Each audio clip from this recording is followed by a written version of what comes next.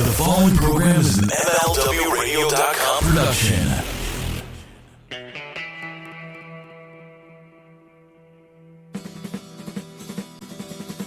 Today's episode of What Happened When Monday is brought to you by BrandNewHouse.com. Are you ready to make your dream of owning a brand new house a reality? Well, it's easier than you think at BrandNewHouse.com. You'll get low monthly payments. We're talking cheaper than what you're paying in your current rent. You can even buy a house with no money down. You don't even need perfect credit to do so. You don't need any repairs because your house is brand new. And of course, brand new means you get a warranty. You choose everything in your brand new house, and it can fit any budget at BrandNewHouse.com. You'll get to choose the color of your brick, the kitchen cabinets, the countertops, the flooring, and more, and you even pick your monthly payment. Your brand new house is just a few clicks away at BrandNewHouse.com. Welcome to WHW Monday. Tony Schiavone and Conrad Thompson. Jim Crockett First Arcade, 605 NWA, TV title, Cajun Omni, the Bunkhouse Stampede, Flair and Horsemen, Garvin, Bogey, Magnum, Dusty, Express Tag Teams, Turner, Bonnet, Mid-South Joint World Championship Wrestling.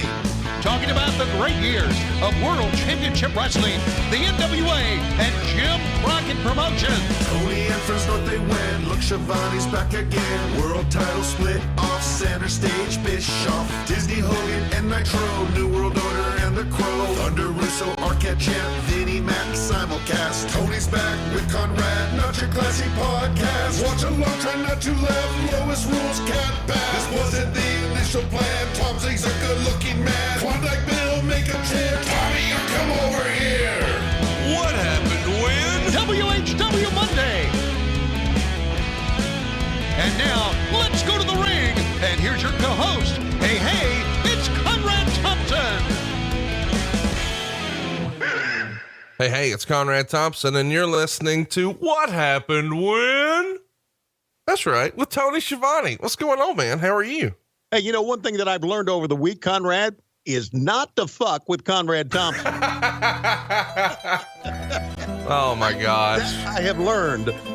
It's kind of like the male version of Lois Schiavone. You push the bear only so far, and the bear's going to bite you. So I've learned that. How you doing, buddy? Man, I am excited to cover this show today, and I guess we should tell everybody what a treat we're in for today. Now, next week, set your calendars, folks. It's Super Brawl 3, White Castle of Fear. We're finally covering that show, and it's going down next week right here.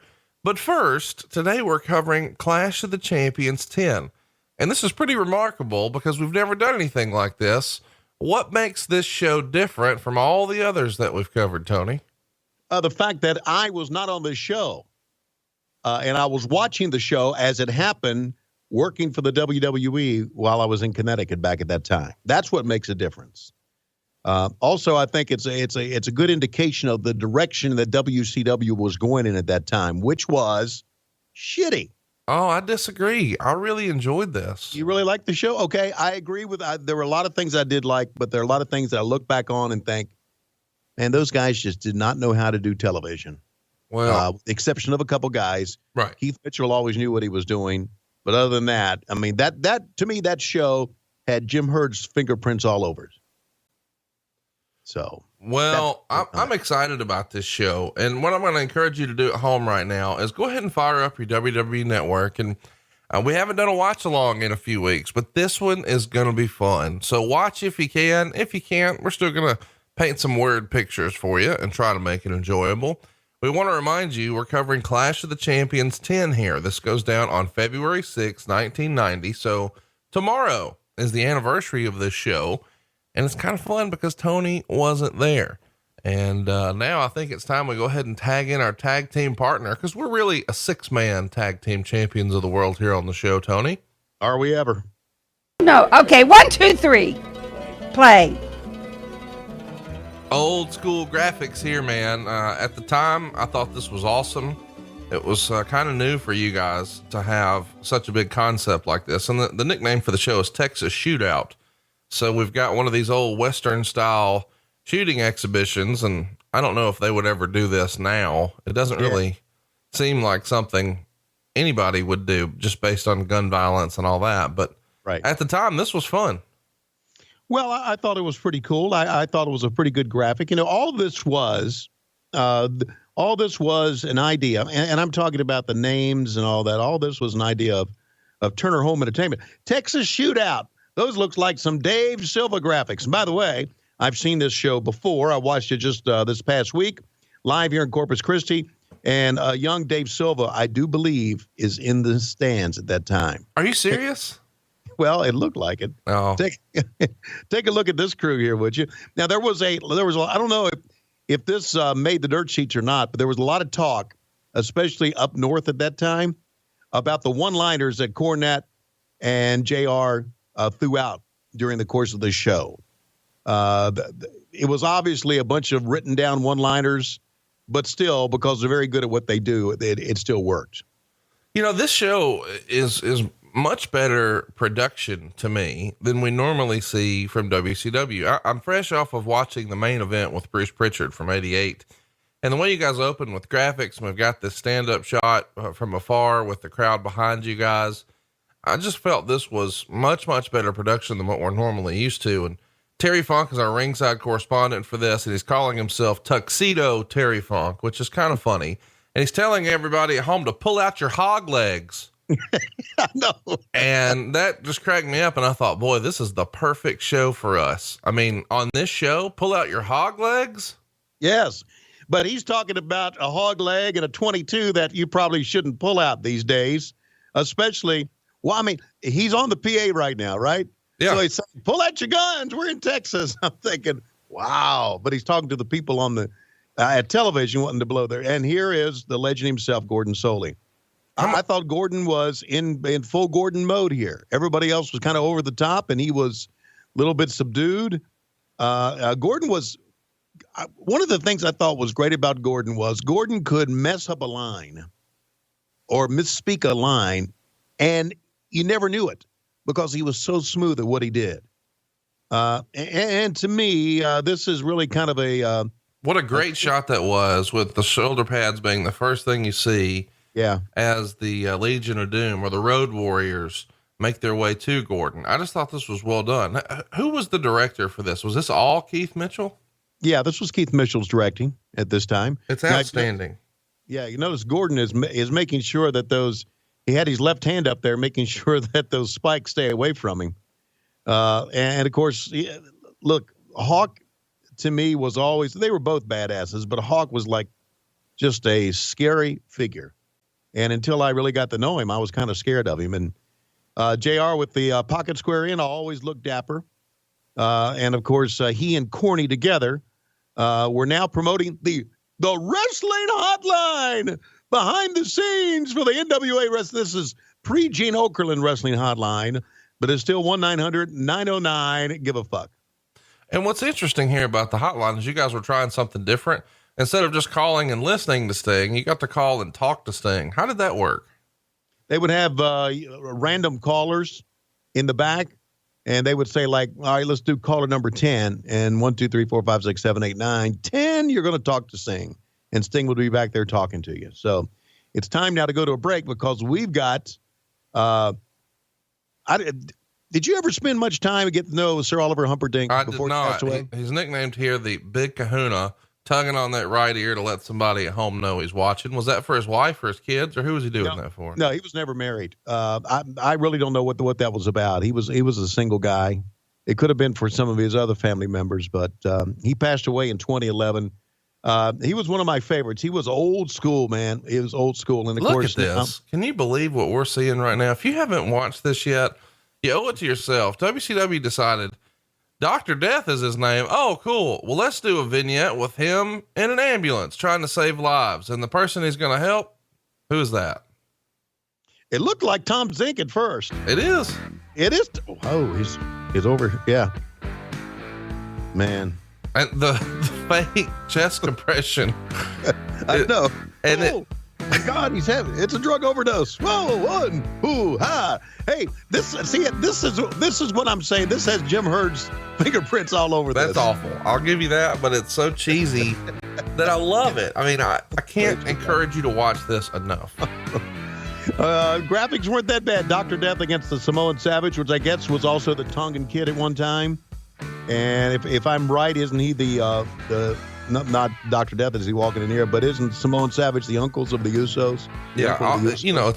It's weird because all those Samoans are the same family except for Samoa Joe. So they're all related. Everybody's a cousin or a brother or an uncle except Samoa Joe. They're like, never heard of you. It must be awkward when he shows up to the family reunions, right? Yeah, I would think so. And I would think that after about a couple of swigs of whiskey, there's a lot of fights going on there. And if Ming's there, he may bite a segment out of your shoulder just for fun. Yeah, I mean, we're out of potato salad. I'm gonna eat your shoulder now, brother. So this goes down, as we said, at the Memorial Coliseum in Corpus Christi. There's only about 3,000 folks there, and Jim Ross is going to multiple times refer to this as being sold out. But when they're walking to the ring, it is a sparse crowd on the floor by the ramp, so it doesn't necessarily look awesome on TV. But as far as the Steadicam shots, it does look like a rowdy, raucous crowd, even though it's a relatively small building. They only have a gate for about 30,000, but it does a 4.5 rating, which means 2,425,000 homes. So pretty good for WCW in 1990, a time when the business is on the way down just a little bit. Wouldn't you agree? Oh yeah. The business is on the way down, especially for them, back at this time. And, we're moving into the 90s now. WWF has had, the Hulk Hogan heyday, and now, this promotion is trying to build itself on Sting and the Nature Boy Ric Flair. I found it interesting, a couple of things. Now I know we're watching the match, but I want you to pay attention here at ringside that there is always a security guard standing up. Yep. A couple of them. And he is constantly in the way of these fans. And these fans at times are going to ask him, would you please set your ass down? And he will say, no, I'm not going to sit my ass down. He keeps hanging onto his joint for some reason. He's got his hand in his pocket right now. Now, saying that, I want you to pay attention to the match. But before you do, I want you to take a look that I do believe that a 10-year-old Dave Silva is in the stands, and we're going to see him over on the right, seeing that red Harry Potter type looking outfit there. Keep your eye on him because I think that's Dave Silva. He's in the front row, right? Front row, red. Yeah. Yep. Right. Man, that's so cool that his parents brought him over the border to see a wrestling show in 1990. Isn't that, as a matter of fact, I think at one time that Sir Oliver Humperdinck leaned over and said, could I see your passport or your green card? Have you ever been in the room when Dave Silva got a telephone call? Actually, no, I've not. You know, what's interesting, first of all, is Dave Silva, who has all this technology to make all of our wonderful graphics here at WHW Monday. And how about Woman there? It's kind of sad to see Woman sitting ringside. She's a beautiful woman here. Oh, gorgeous. But, it's a shame knowing, what we know now. Yeah. But anyway, Dave Silva, he has all this, know-how with Photoshop and all these really complicated programs, yet he still carries a flip phone. He has the Razor. Are you familiar with the old Razor telephones? I had a Razor back in like 2000. Well, he has one now, and I guess it has a ringtone that's unique, probably to mine or yours. You haven't heard this? No. If you're ever around and Dave Silva gets a call, yeah.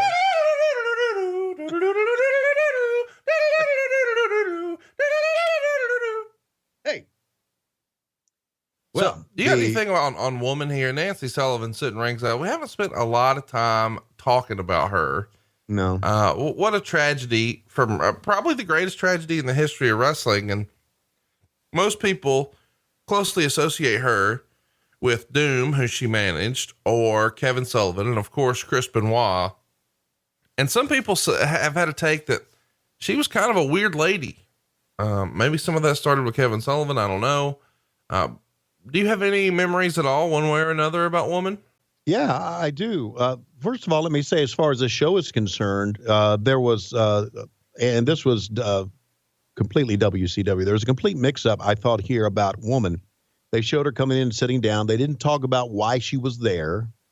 If there was a storyline that she was scouting talent, JR and Corny missed it or weren't told what to say. That's probably more than likely what to say. And then when Doom came out, you'll see them come out later with the graphics with Woman. She was not with them. So again, they mixed up, but she, a gorgeous lady. What I always knew about Nancy or had heard about Nancy was she was a tough lady. Right. That if you fooled with her, she'd cut you.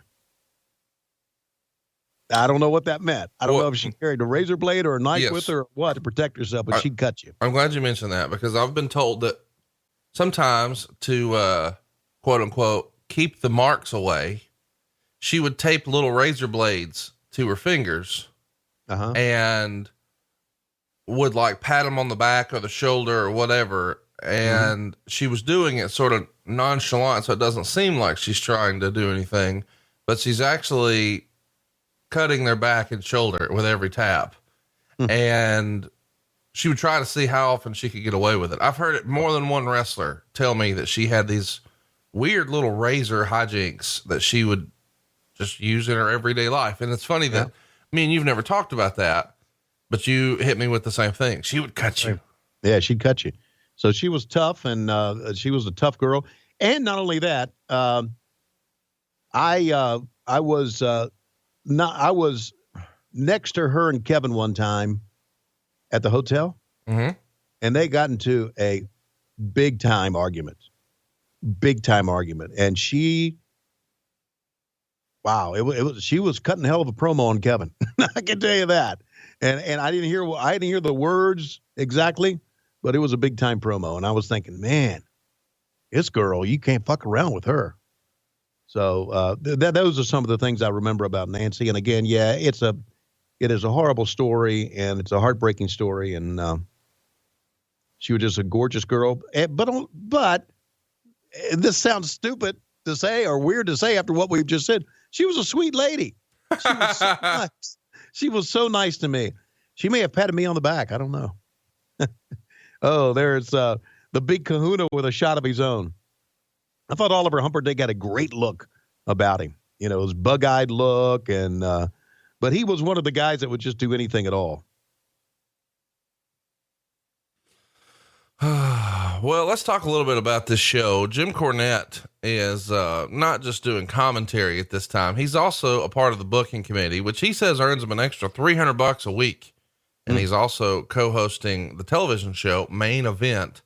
And this is the time, of course, that Jim Herd was in charge. And Corny has said that they'd have a show written, and then Herd would go through and take out all the live interviews and replace them with 30-second pre-tapes because he didn't like live interviews. And he says that probably went back to when Herd was a director in the 60s in St. Louis for Sam Mushnick, and Mushnick didn't do live interviews. So Herd didn't think he should have them in 1990 either. And all of this annoyed Rick, who was sort of leading the booking committee. So when he'd find out about this, he'd have Cornette change it back, and then some of the problems with Flair and Herd would resume. Is that the way you remember hearing this? Yeah, I heard that way. But also I heard that Jim Herd wanted to do pre-tapes because that's what the WWE did back then. And he was trying to follow suit with what they were doing because, and I was in the WWE at that time, and we did a lot of pre-tapes during pay-per-views. A lot of those things were done pre-tape wise. So that was the reason that I heard that Herd did that. You know, we're not having really a bad match here. I mean, it could have been much more. Here's our finish. Yeah, we're going to just look at him, a little backslide. Mike Atkins in. A 1, a 2. We got a winner. Dr. Death, Steve Williams. Now he's going to hop in the ambulance, I guess, and ride off into the sunset. It's amazing to watch some of these old shows and see how many of these guys are no longer with us. And of course we lost Dr. Death. What was your experience with Dr. Death? Did you spend much time with him? No, not much at all. Just hello. How you doing? Good to see you. Anything I can do to put you over, anything you want me to say, things like that. Nothing much. We're going to a commercial break here on the show, and we're teasing that up next. We've got Terry Funk talking with the Horsemen. And this is one of the most iconic segments of my childhood as a kid coming up here. But first,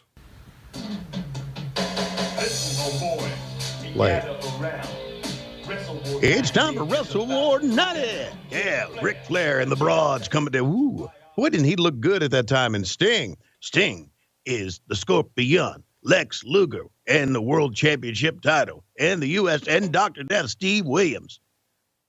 I don't think I'm a good ad-lib rapper, do you? No, and this rap is something you really got to see. Yeah. I've linked it on my Twitter. We're going to link it on our Facebook as well over at facebook.com/WHW Monday. But you have got to see this promotional rap for Wrestle War 1990 Wild Thing. In the bottom right-hand corner, you see Sting and Ric Flair appear, just their heads, and they say Wild Thing. Wild Thing. Good job of Wild Thing. Wild Thing. It's unbelievable that this was actually a thing. It was a Turner Home Entertainment thing. The rapping about Sting and his affinity for scorpions is just outstanding, using the scientific terms and whatnot. So next up, we've got Terry Funk, who is, I guess, trying to have a sort of a second career here in wrestling, wanting to step out of the ring and instead just be a part and be a stick man. I've always enjoyed when Terry would sort of retire, come back, retire, come back. I know it became a joke, but he's one of my favorite all-time performers. Anything that gets him on TV, I'm for.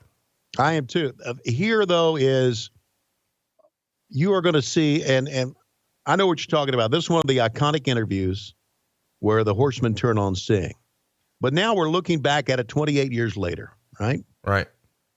And what I see here, I'm seeing this as strictly a production person and a producer. Oh, I know exactly what you're going to say about Ole having his back to the hard cam the whole time. Yeah. And Terry Funk did too.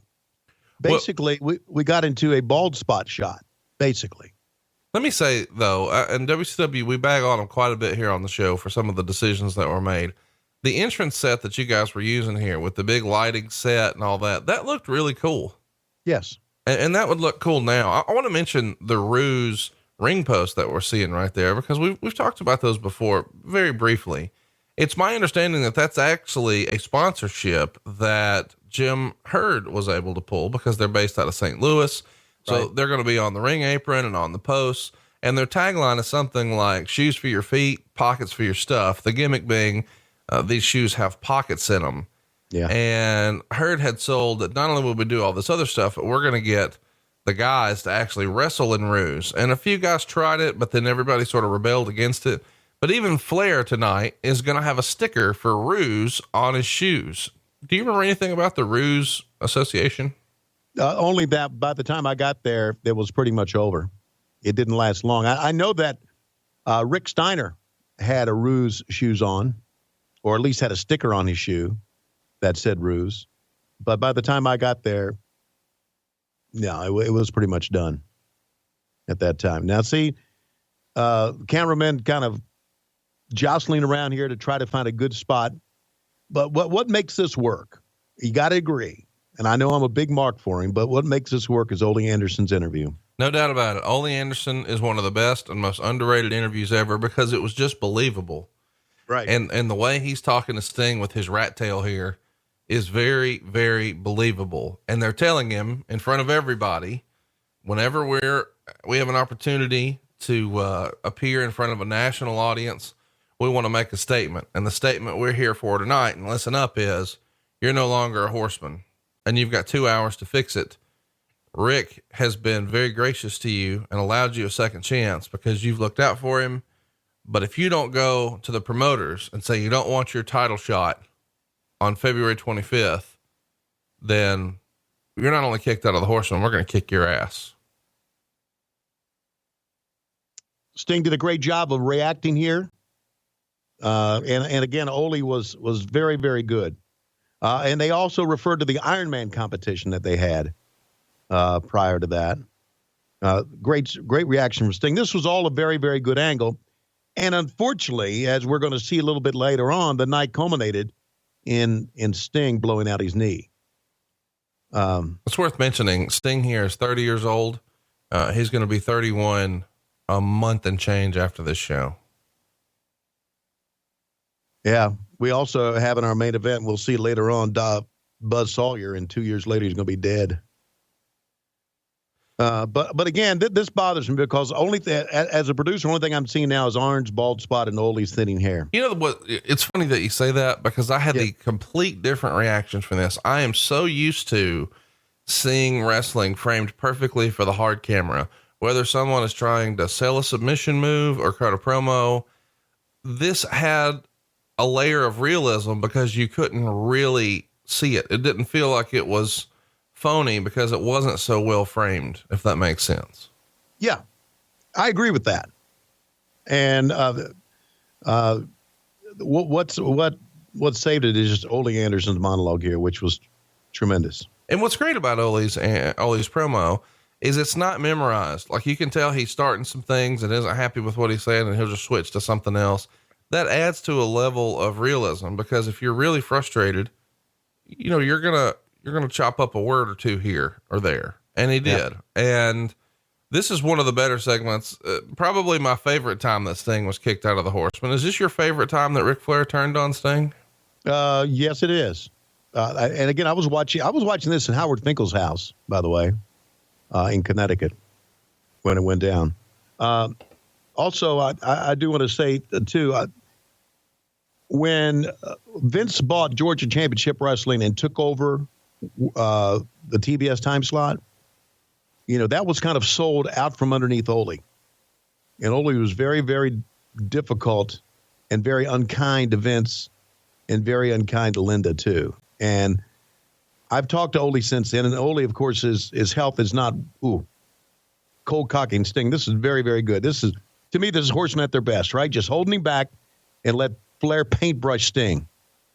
That is a complete bully, and that's what they were. They were bullies, and that's why they were such good heels. But it was sold out from underneath him, and he was very angry with Vince. And Vince approached Ole and said, "We are going to do great business together." And Ole basically said, "Go fuck yourself." And he said, "I want you to meet my wife, Linda." And he told Linda to go fuck herself. Ole did. And Ole now says, years and years later, and of course he's in a wheelchair as Ole now, he says it's not that good. He said it was the biggest mistake he's ever made in wrestling. Well, I think a lot of people, Ole included, didn't imagine, hey, this is it. Either you get along with Vince or you're done. Right. And I think anybody really given their druthers to pick, hey, it might not be the way you want to be in wrestling, but if you want to be in wrestling and make the most money, you got to get along with this guy. Or if you can't, you know, get out of the fucking business. Get an electrician's license. Speaking of electricians, here we are with a couple of assholes, the Mod Squad. How would you describe the Mod Squad? They were, to me, they looked like somebody from Chips, right? The old television show Chips. Maybe your favorite tag team ever. Flying Brian Pillman and Tom Zink. And anytime we've got Tom on, we have to have you sing his theme song on his way to the ring. Tom Zink, da da da da. Tom Zink. Hey, Conrad, let me tell you why. He's the best of all the guys. And Tom Zink, da da da da. Tom Zink. Conrad in the front thunderbolt grease slapper once he's on your tail. He won't quit because to him there's no such word as fail to. Tom Zink, da da da da. Tom Zink, da da da da da da da. So how about the up top high five and then the down low high five that Flying Brian and Z-Man had worked out as they make their way around, hot tagging everybody in the crowd. Of course, we are officially naming these guys because they don't really have an official name. It's just Flying Brian and Z-Man. And much like the Rock and Roll Express and the Midnight Express before them, I'm officially anointing these guys the Hot Tag Express. Ooh. They were very good at a lot of things, but they were also very good at generating excitement within themselves. In other words, they did the high five, the low five. They would, I'm sure they would have done the body five that had been, popular back then. But the excitement they showed in the ring kind of rubbed off on the people. And I thought they did some great stuff. Plus they were two very young, good looking men. It's just a tragedy. Now, on the other end, I don't remember much about the Mod Squad, so I kind of looked them up. They didn't really do much in wrestling at all. Well, I can see why. Look at these fucking guys. They were a tag team from 84 to 91, and they're out of South Carolina. They did some stuff with you down in Jim Crockett Promotions and not a whole lot of other stuff, but they're legit brothers. It's Jim Jefferson and Mac Jefferson, and they go by Spike and Basher. And with those names, it's no wonder. Well, Basher on the outside to me, as I kept looking at him, looked like he could be a younger version. Look at that, a terrible move. A younger version of Klondike Bill, don't you think? Oh, look at you. Look at you. Kind of a burly, and it just so happens here he comes in. Oh, an arm drag takedown by the Z-Man, Thompson. So much potential there. And, of course, Tom's career did not go the way that we thought it would go or the way he wanted it to go because he was very disenchanted with the business, as we know. And then, of course, he basically kind of like what I did for a while, walked away from the business, was never heard from again. Speaking of sort of being disenfranchised from the business and just sort of burn out, Ricky Steamboat's sitting at home here. He's running his Gold's Gyms in North Carolina, and he's suing because the NWA had been using his name in advertisements long after he had left the company. And lots of wrestlers were on their way out after the Clash, which would be the Royal Family, the Dynamic Dudes, Ranger Ross, and of course the Midnight Express were set to finish in May, but Cornette and Lane quit before that. Eaton winds up staying. Well, there you go. It's the Jim Hurt era. Absolutely, the Jim Hurt. It may sound like to people that I blame a lot on Jim Hurt, but if you worked in that office, you understood why. And he just did not understand the business. He was very combative. Oh, that tremendous move by Z-Man and Flying Brian. See Brian showing the excitement of that move. And that everybody on the front row really excited except young Dave Silva down on the right there in the red Harry Potter robe. Let me mention, since we keep mentioning Dave Silva, Jim Cornette had some lines here that are doozies. He says something like, attendance would have been greater tonight if the border guards had not increased security. Yeah. And he says something like the concession stand with the towel stand is raking in money because the ticket holders are dripping water all over the floor. Wouldn't have been able to get that out on TBS here in, what year are we in? 2018? In 2018. And back to the corner they go once again. This is Spike and the Flying Brian. A lot of missed moves in this one. And I'm not so sure it's because the guys that they're working with don't know what they're doing or that they didn't want to do some of the things that, see, like right there. Whiff. Cornette did a great job of picking up on, well, he missed that one, Jim, but he's back to the attack once again. By the way, I don't think Brian Pillman gets enough love because at this time, Brian Pillman was one of the more innovative wrestlers in the business, especially in the United States. And even as a kid, where I wasn't necessarily quote unquote smart to wrestling, and I don't know that I still am, I'm just having fun. He was a super fun wrestler to watch. I mean, I remember as a kid thinking that he was probably one of my favorites to watch his matches. He always had a great look, and his matches were outstanding. His match with Jushin Thunder Liger at Super Brawl, if you've never seen it, I can't recommend enough. And if you'll recall the very first Nitro, he opened up with Jushin Thunder Liger. First match ever. Absolutely. Yeah. You can hear about that in archives. Yeah. To me, that tells you that how much respect he had from the guys in the business, that he would open up a brand new show and do that. And there is, don't you think that looks like a young Klondike Bill there? And the old typical referee, look at a young Nick Patrick sending Z-Man back to the corner as Brian Pillman is separated from his partner, and Spike goes in to get him, but Pillman fighting out. Pillman doing things that make a babyface great, and that he is doing a great job of selling here in the corner. And Big Basher comes in with a clothesline. 1, 2, 3, and Z-Man comes in to take him away. 3,000 fans here, and there you see in the middle that security guy with his hands in his pocket playing pocket pool in the midst. I don't know why security guys were just standing up. I guess they wanted to watch the event. one thing that they didn't do here that I thought was kind of odd is, and of course I know it's kind of fashionable to do it now. They really do it on all the WWE stuff. As some of these matches were kind of dragging, because let's face it, this is a job guy match, right?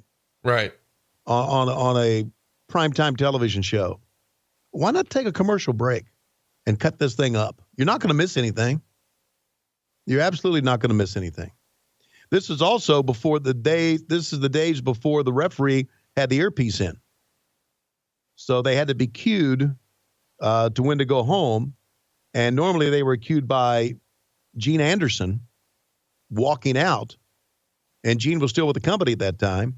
Gene Anderson walking out. When they would see Gene Anderson in the entryway, the referee would tell him to go home. The WWE back then used the pencil in the mouth. Right. Guy ringside.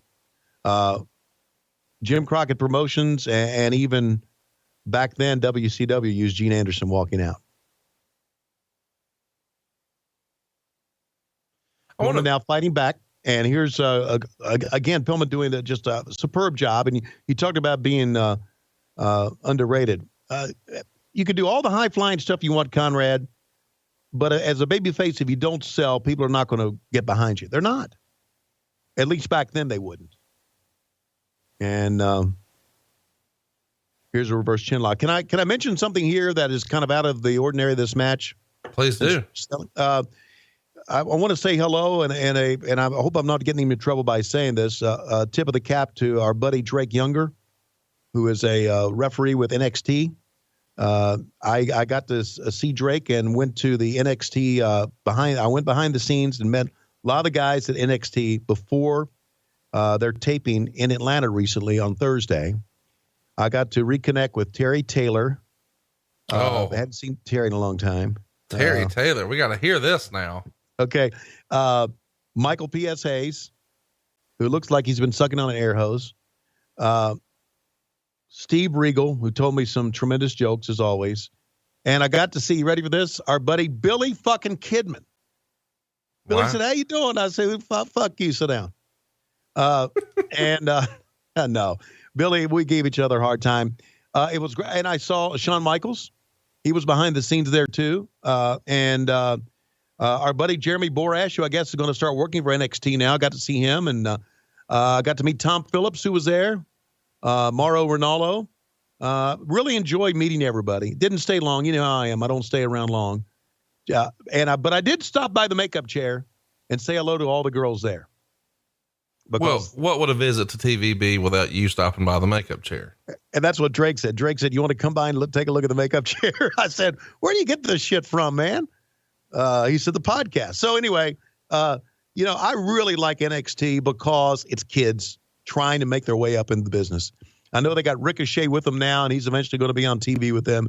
He's one of my favorite independents, and it's just a chance for independent kids to really make a name for themselves. And I've been invited to come down to the Performance Center, and I think if I get a chance, I'm going to go down there and see them.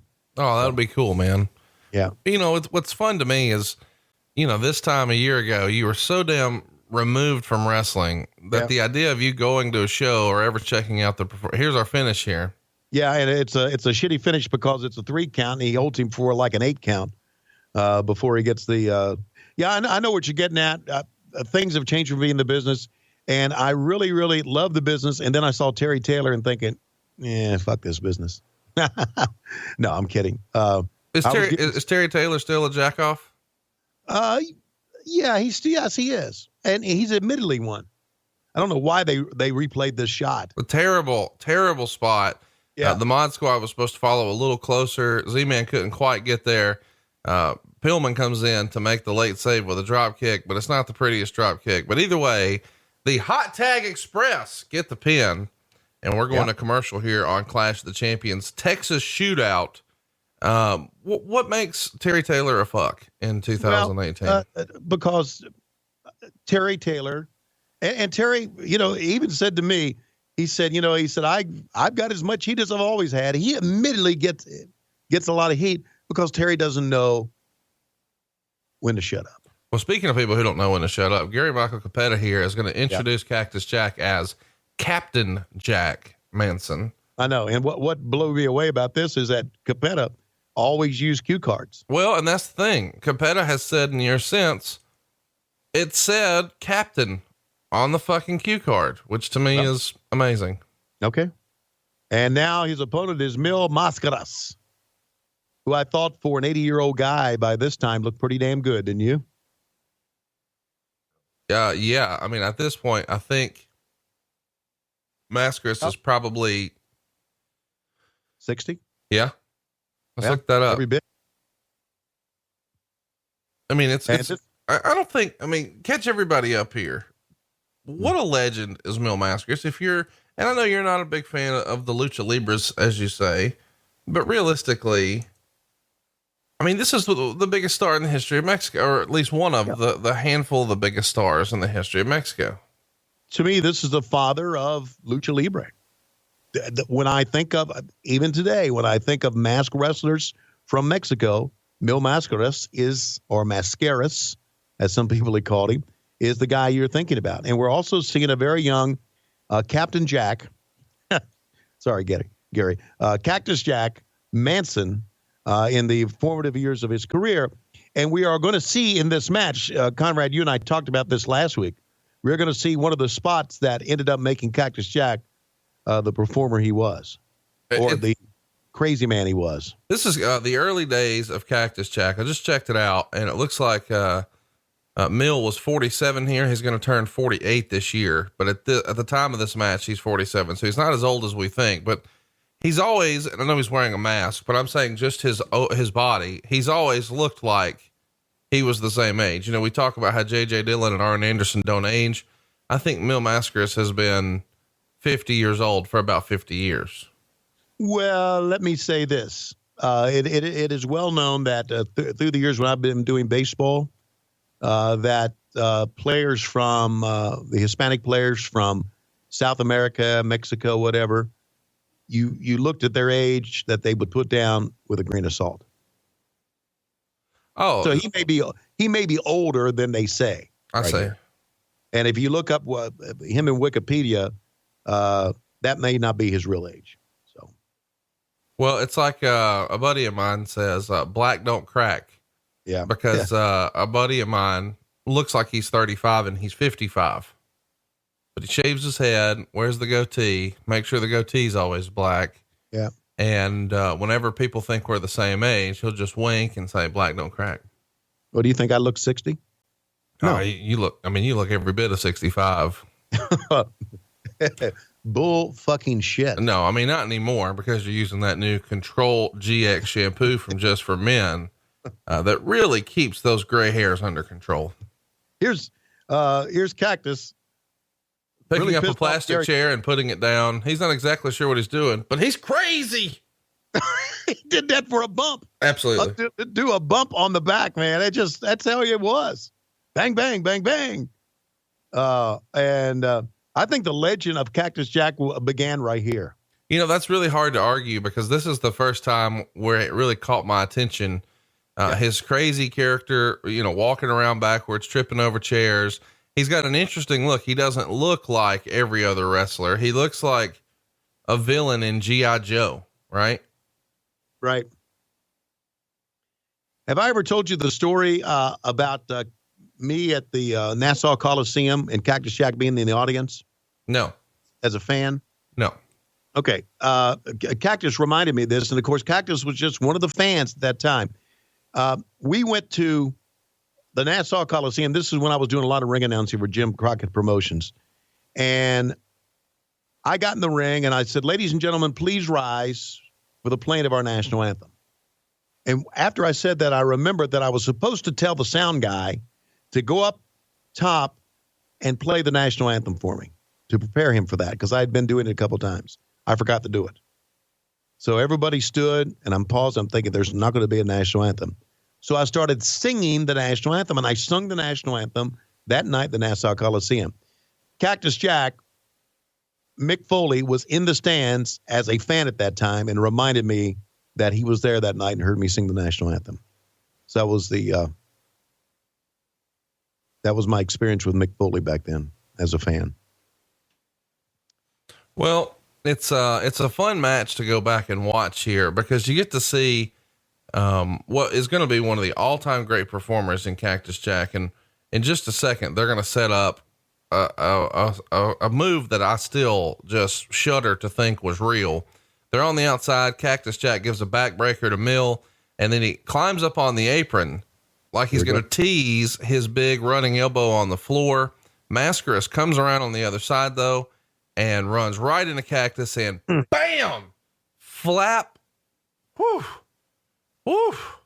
He did not hit the back of his head like Cornette and JR were selling that time, but what does it matter? He's right back up after taking a huge flatback off the apron onto the concrete, not a mat, but he hit that thing like a sack of shit. And it look, he's teasing that he hit his head, but he's right back in the ring. That should be the end of a match. I can't imagine that's not, but it's not the end of the match. He's in, takes a suplex from Mil. Mil goes up top. Of course, he's got to get his shit in, kid. Flying cross body. That'll do it. And that's the end of the match, but an unbelievable bump.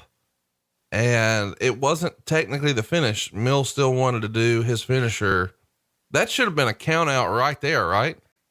Yeah, it should have been. And as a result of all this, the real star of this show, of this match, was Cactus Jack because of the bump. I'm so glad you said that because this is a match where Cactus loses, but when it's over, nobody's talking about Mil Mascaras and the flying crossbody. Everybody's talking about Cactus Jack, the bump he took outside of the ring, not just that concrete bump, but the one over the chair. And we're not done. We're going to see a vignette here from Missy Hyatt. And you can tell Missy is nervous as a long-tailed cat in a room full of rocking chairs doing this video. Can you know it? Yeah. And you can also tell it was kind of rushed because if she's nervous because they didn't take the time. See, I always like to blame them. They didn't take the time to settle her down and I agree. 100 cuts. That's exactly right. I was going to say, if you let her do that 10 more times, she's going to get a really comfortable, natural sounding one. But the first time you see that red light, it's natural for anybody to get a little nervous. My God. Look, it's a skinny Matt Coon in a red top running away from Cactus Jack. Had a band here that night. And then they had the drummer who looked pretty damn good. They called him Wolf. And they're clearly trying to set something up here with a guy they're calling a drummer named Wolf, who's got crazy pants on, like he's either a rock star or an independent wrestler. And they get into it right away. Cactus Jack Manson, or Captain Jack Manson, and he brawling in the crowd, clearly working punches. But I thought this segment really made Cactus. You did. And then we're going to fuck it up with Norman. If I was a wrestler, I would be Akeem or this guy, right? Yeah. It does look like this could be one of your offspring in about 30 years. So the drummer that he beat up is actually independent wrestler JT Southern. Oh, okay. I kind of like if you go back and you listen to it, watch it again, take a look at the understated transition that Gordon Soley does. To me, it was great Gordon Soley. Basically, let's go to Gordon. It's crazy. Gordon says, well, that certainly is wild. And meanwhile, I mean, just the way he transitioned things was great. But whatever happened to Norman? I'm not sure. I do want to talk a little bit more about Cactus, if that's okay. Sure. According to the rumor and innuendo, the way Mil got on this show is, or at least according to Cornette, Jim Barnett's working in the office at the time. And he feels like, hey, since we're doing a show basically on the border of Mexico, we need a big Hispanic star. And they thought Mil was about as big as they could get. And Jim Cornette is the person responsible for getting Mick in that match. He and Kevin Sullivan were big fans, but Flair really didn't see anything in Mick at the time. So they book him in here whenever they can. And this particular bump that we were talking about apparently is one that Jim saw Cactus do in Memphis. And he asked him to take this bump on the Clash. And obviously they featured it. It's not nearly the most famous bump that Foley ever took, but it is probably the biggest one he had taken on national TV. And it was, at the behest of Mr. Jim Cornette. So I'm sure somewhere Foley is really appreciative for that opportunity, because this was a showcase moment for him. Now we go to the Atlanta Zoo with Norman. Another one of these vignettes, kind of like the Dr. Death Steve Williams vignette in the back of the ambulance. And Norman's going to walk through Zoo Atlanta, and he is going to go to the pigs and say that the pigs represented Kevin Sullivan. I wonder, and after I saw this match again, I know Kevin was part of the booking, and Kevin was very influential.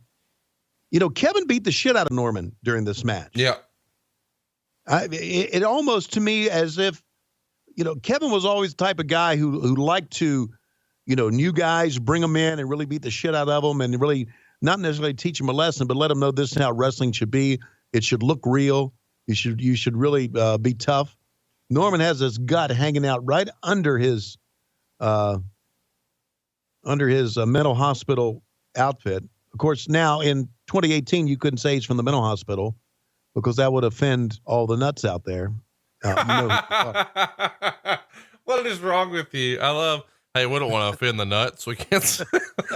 Right. Oh my God. Even when you try not to be, you just can't help yourself. I love it. Well, that's the era I grew up in. Just have, we're doing wrestling. We're doing comedy here. Have a thick skin. Where's Dave Silva? There's Dave Silva in the back. He's still got that red Harry Potter robe on.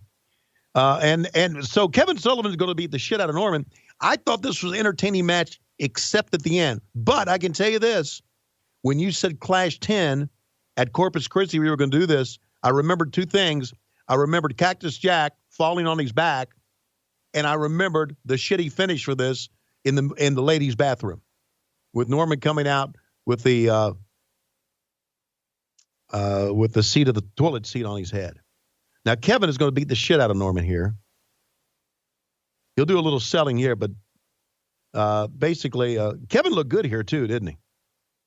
Kevin looks phenomenal. And I'm glad that you mentioned that these guys are, man, they're getting after it. I don't know how to describe it. If you haven't seen this, you need to see Kevin Sullivan just brutalize his opponent here in Norman the Lunatic.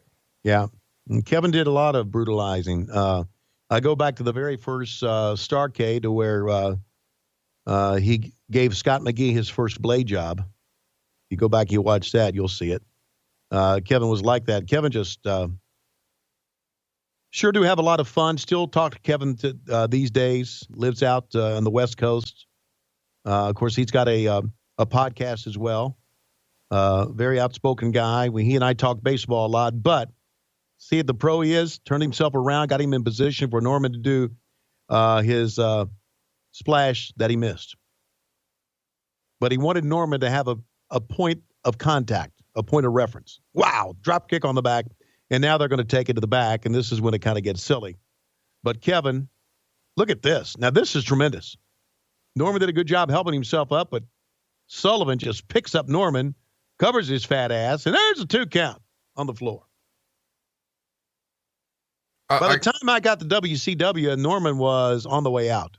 Norman, allegedly, according to the rumor and innuendo from Jim Cornette, was one of Jim Hurd's ideas of how to get kids interested in wrestling. Because I know when I was a kid, I was not a Norman the Lunatic fan. Right. He thought that, okay, Norman, the Ding Dongs, and the goddamn Candyman was the way to go. Right. And he also would have had Long John Silver, Peg Leg, One Leg Man, a Hunchback. He would have. He thought we need to get guys that can also teach the kids a history lesson. Oh, belly to back suplex. If you can call it that. Yeah. Why would Kevin Sullivan at 4'9" attempt a belly to back suplex on a 400-pound man? I don't know. You can't get your arms around him. Yeah. He's 2 feet taller than you. Yeah. There's just a lot of, in the heat of the battle, one thing I know about wrestlers, in the heat of not everything is choreographed the way it is today. In the heat of the battle, you do what it takes. You just improvise. You really do. And Kevin was doing that. Kevin right now, looking down on his opponent for the first time in his life. Kicking him in the fucking head for real. I know he is. Norman's thinking, oh, what the fuck have I got into? Oh, my God. Here we go. Norman is blown up sky high here. That's right. So Kevin Kevin, knowing this, what's he going to do? He's going to take some of his air supply out. Oh, I love it. God. If you didn't love Kevin Sullivan, man, you just didn't love wrestling. It's amazing how much of this, I had sort of forgotten. Specifically, that Cactus Jack thing, when we first covered it, that was really the bump I remembered the most, but right. I didn't remember attacking him after and how almost it didn't happen. According to Mick in his book, he wrote that when he first got to the building, Cornette told him that he would be working with Mil Mascaras, and Foley was a little disappointed because he knew that Mascaras wasn't going to sell or give him anything, any offense. And he knew the match would suck. And then all of a sudden he's told, hey, it looks like Mil missed his flight. So we're going to put you with somebody else. And then of course he learned that was really just a swerve. Mil wanted to be a prima donna and not sit around the building all day. So he took a later flight and, there you go. Wow. Now see, that's a backstory that, man. Here's what Foley wrote. Much as I'd predicted, the match, to use a Cornette term, sucked a dick. But when the time was right, I made the most of the young audience, forget that Mascaras had ever even existed. I briefly took over on the used up loser and threw him to the outside where he gingerly landed. And then I picked him up and gave him a weak backbreaker that he was so frightened to take. He actually put his hands and ass down on the ground. So he finished the move in a sitting position. Come on, Mil, I thought, show a little bit of pride in your work. At that moment, I wondered if having the ability to suck in your stomach and walk on your tiptoes for 25 years was really all it took to become a legend in the business. Wow. Then again, bell bottoms were big in the 70s also, so there may have been a lack of sense all the way around. Wow. I guess Jim Cornette didn't like Mil Mascaras, did he? I don't, and that was actually Mick Foley writing that. Oh, Mick Foley wrote that. I'm sorry. Mick Foley, who very rarely buries anybody. Right. Could not wait. And, he says, all I wanted to do was to be able to kick out of at least one pinning attempt, which would have made me look like Superman after that bump. But when I'd earlier told Flair about this plan, he told me in no uncertain terms, this match is not about you, no kickouts. So instead, Mascaras pinned me and walked to the back as I waited for indignity number 2 to transpire. Yeah, he feels that way. But, again, you go back to what you remember, what you take away from events, right? Mm-hmm. What sticks in your mind? What stands the test of time? And that bump does. As pissed off as he was about the match at that time, the bump is the match to me. And I don't think the fans of Corpus Christi even gave a shit about Mil Mascaras. He hated the creative with fighting with a band member. He wrote, Southern and I got into it, but the fans were not supposed to know he was a wrestler. So it looked to most of the viewing population like I was getting my ass kicked by a musician. After the show, Joe Blanchard, an old-time wrestler and promoter who was currently in charge of the Texas Ring Crew, offered to take me on as well. He said, well, you already put over a wrestler and a drummer. I figure you might be willing to put me over too. Wow. So not too long after this, Cactus Jack is fucking out of here. He doesn't think there's any sort of upside for him here in WCW. So he's out of here.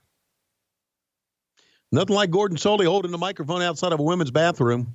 We don't see the finish of this Norman, the lunatic match. He just comes out of the ladies' restroom holding a toilet seat over his face, which is probably something he does in his free time. He's also got a roll of toilet paper, and Nick Patrick declares that, hey, he won the match in here in the shitter, but you couldn't come in because it's the women's room. That feels like a Dusty Rhodes idea because he would have gotten a kick out of going in the ladies' room, but we didn't see the camera follow it. So who decided to do? I mean, Dusty's not even here. So who booked that? Is that a Jim Herd idea? Do you think he would have been the one campaigning for that? Absolutely. A Jim Herd idea to do something irreverent, do something different. I don't know what Jim Cornette had to say about it or Ric Flair, but I couldn't believe that any one of those guys would go for anything like that. Sullivan might. I mean, well, Sullivan did the job in the toilet, so to speak. Let's have you do a little lip syncing here because we've got Terry Funk in the middle of the ring and he's going to introduce Lex Luger for an in-ring promo. And this promo is fucking beyond words. It's so bad. Right. Keller would describe it in the Torch as a total bomb, and Funk has to bail out of there because the bomb is going too long and he needs to throw it to commercial, and he's got folks in his ear. So when we do get the long awaited entrance of Lex Luger here, I would love to hear you sort of relive what we did at Halloween Havoc 1995 and just tell us what you think he's saying. You know what? We had such a great time at Halloween Havoc 1995. It's like, can I get back to that moment again? I don't know if I can or not. I'll give it here he comes. Total package. Lex Luger out of the back. My God, it's David Lee Roth on steroids. Holy shit. Take a look at that hairdo. Think that wasn't poofed up in the makeup chair? Conrad, you're absolutely wrong. Yanking up on his drawers to make sure his belly doesn't. They gave him the title of the narcissist, and boy, was that accurate in the WWE back then. And here he comes. And now, let's bring him in. The United States Heavyweight Champion, Lex Luger. Terry, turn around. All right. The total package, Lex Luger. Here he is, the most magnificent wrestler in the world today. I want everybody to stand up. I'm looking at the hard camera now, but it's not on the hard camera. It's to my left. And Lex, let's talk a little bit about what's going on. Well, Terry, let me say this. You're old. You've taken too many bumps. I don't sell shit. I can't talk. I can't wrestle, but I'm making more money than you will ever make in the business. Let me tell you a couple things about what's going on here. We got a guy in the back, Jim Herd, who's fucking up the business. We got Jim Cornette, who's trying his best, and Ric Flair trying his best to book shit. Regardless, I'm here. That's right, but we've got to wrap it up here very, very soon. Don't give a shit. We got to wrap it up. I've got something I got to say. I want you to take a look now, Terry, at my right hand. Do you see my index finger and my thumb? Hang on. Yes, I do. Hang on. I'll show it to you once again. My index finger and my thumb will show you the size of my dick. Oh my gosh. It is kind of a little thing that I know Carol Burnett used to pull on her ear to say hello to her grandmother, but my index finger and my thumb, there it is again, is showing the world the size of my dick. So I just want to let everybody to know, size of his dick. That's what Terry Funk's thinking. That you may think that I'm out here talking about size of my dick again, talking about wrestling, but the size of my dick again. But I'm really talking about the size of my dick. I know the Nature Boy Ric Flair has the biggest dick in the business. Oh my gosh. Colonel Robert Parker. But I just want to let everybody know that I got the smallest one in the business. Now, let me say a couple of things about wrestling. I have no what to, when it comes to wrestling, I don't know what to fucking say. It's time to wrap it up. I'm not ready to wrap it up. Time to wrap it up. But I'm not ready to wrap it up. The total package, Lex Luger. The end of this thing, Conrad, is what Wade Keller was talking about. Because Terry wanted to wrap it up. He had to wrap it up, and they were screaming in his ear. And Luger would not shut up. And finally, Terry got in and told him to shut the fuck up. We got to go. So, but I think there's the size of his dick again. I think we definitely can say that we found out, if nothing else, size of his dick again. Nothing else. We found out that between the thumb and the index finger, Conrad. My goodness. We found out the size of Luger's penis. The total package. The total package. Wait a minute. I'm not done yet. Yes, Lex, you are done. You're more done than you know. One more time. Right there. Size of it right there. Brutal. Absolutely. What a waste. I mean, this thing it's still going, ladies and gentlemen. Hey, Lex Luger is still talking and saying absolutely nothing. No. May I add, the greatest U.S. heavyweight champion ever? Yeah, you can, Luger. We're out of time. Look how pissed Luger is right there. You just don't cut off somebody like that. Why? Why did they cut him off? I in retrospect, I understand he was saying nothing. But What are they going to give? The Road Warriors and the Skyscrapers another 3 minutes? Let him go. Let me just tell you, these graphics that we're seeing slide in here feel very, very big time, especially at the time. It feels a lot like Saturday night's main event. The production quality is off the charts for the Skyscrapers. And I always sort of think of the Skyscrapers as Sid Vicious and Spivey, but here we've got mean Mark Callous teaming with Spivey. And if you're talking about, you know, the in-ring work, there's no comparison. This Mark Callous version is much, much better. Mark Callous was tremendous. I remember when, and to me, Teddy Long here looks like Eddie Murphy from The Golden Child. But I remember talking to Paul E. Dangerously, and Paul said, that kid is going to be something. And we're right. And it's amazing to see one of the biggest stars. How about this little vignette of them breaking up the cars? I thought this was tremendous. We see the Road Warriors here demolishing cars as their entrance, and then they do a promo against a green screen with their graphic behind them. I think that's probably the coolest thing you guys ever did for the Road Warriors, including when you threw a pumpkin off a scaffold in slow motion. Absolutely. And Paul Ellering, most people remember Paul Ellering as the manager of the Road Warriors, and he was a legit manager. You know that, don't you? Mm-hmm. I mean, a lot of managers are working managers. They just talk. But Paul Ellering was a legit manager in that he took care of their travel and he took care of all their bookings. And when you wanted to book the Road Warriors, you contacted Paul Ellering. Is this the most badass looking tag team in history as they come through here with all the swagger you can fit in 280 pounds of muscle and the giant fucking shoulder pads with the silver spikes, the chains, the face paint, all black, their own version of Iron Man blaring through the speakers? I mean, the most badass looking crew in the history of wrestling, right? No question. But as Animal walks in and gets face to face with the Undertaker, the man to be the Undertaker looks down at him. Yeah. I don't think there was any question that Mean Mark was going to be a big star.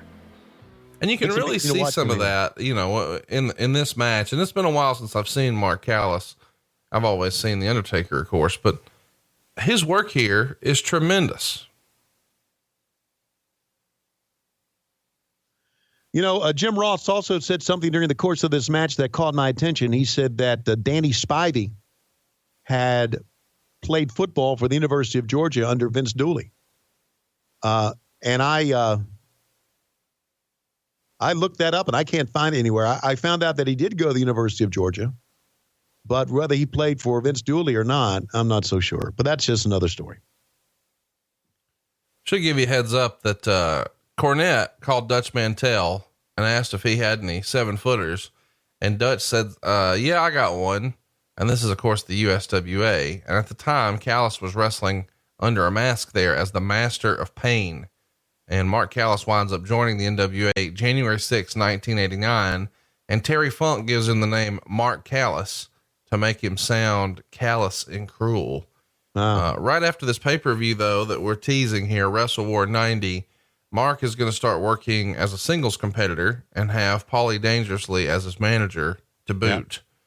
So this is sort of short-lived, and it wouldn't be much later in the year that he would be wrestling on Lex Luger at the Great American Bash on a jacked up hip, and Bruce Pritchard would reach out and try to arrange a meeting between he and Vince McMahon, and the Undertaker would come into our lives in November of this year. So we're seeing this in February, and in just 9 months, the wrestling business and his life and career and financial situation are going to drastically change forever. Well, I mentioned one of the greatest stars ever. Would you say that the Undertaker is maybe one of the greatest gimmicks ever? I think he's the greatest gimmick ever, you know, Okay. but, and I think that just based on longevity and really, I don't know that anybody else would have been able to make it work the way he has, in that the gimmick itself, if we're honest, is fucking stupid, right? Yeah, right. And if anybody else has it, it would be fucking stupid, but he made it not stupid. He pulled it off. And I mean, I know there's a lot of people who would say, oh, it's still stupid. Okay. He made it less stupid. There's just not a lot of guys who would have been able to do that Undertaker character the way he had. I mean, I can't imagine another one. I mean, it was right time, right place, right gimmick. And he has earned all the accolades. I mean, you look how long he's been doing this. I mean, it's crazy to think that he might still be wrestling again. And we're watching him 28 years ago here. And he's not 28 years ago as a 230-pound guy. Right. Just amazing performer. The durability is the thing about the Undertaker. You know, people were talking in 97, like, man, the wheels are going to come off and he's going to be retiring soon. Right. That was 20 years ago. Yeah. Yeah. What made him such a big star back then, or what caught our eye back then, was the fact that he was so tall and so big, and he did a lot of the top rope walking stuff that no big guy ever did. That was reserved for the smaller guys to go up on the top rope and walk across. We're going to see a couple of those spots here. You know, Danny Spivey and all this, we've talked about the Road Warriors and their entrance and how badass they look, and of course the Undertaker. Danny Spivey was no slouch. Now, of course, he never was a big star, but he was a pretty good big guy in his own right, I thought. Let me ask you this: do you think if Danny Spivey would have wound up going to the WWF and became Waylon Mercy when he was a younger man, that gimmick would have made him a lot of money in the WWF? Yeah, I think so. It would have made him a bigger star than he is appeared to be today. I think so. I feel like we should mention that he's doing the Lord's work these days down in Florida, in the rehab business, helping people get clean and sober and sort of hit the reset button on life. So he's one of those real success stories. And here we see the Taker rope walk that we've all known well before he was the Undertaker. Me and Mark Callous off the top with the rope walk, just as you said. The first time I saw that as a kid, I remember thinking that was one of the coolest things I ever saw. And I liked his finisher when he used the heart punch. Right. I know a lot of people think the heart punch is hokey, but I think it was one of the more underrated. As a kid, it made total sense to me. Much more sense than the fucking claw. I love the heart punch. I didn't think it was hokey at all. I think if done correctly, if sold correctly, it was a tremendous maneuver. And you know, I know everybody's got their own opinion. I do understand, but see, Mark could do a lot of great stuff, man. He was just so agile as a big man. I think not to, and fans may shit on me for saying this, not to take anything away from Mark. He made the Undertaker work, but I think a tip of the cap's got to go to Percy too, for what he added to the gimmick.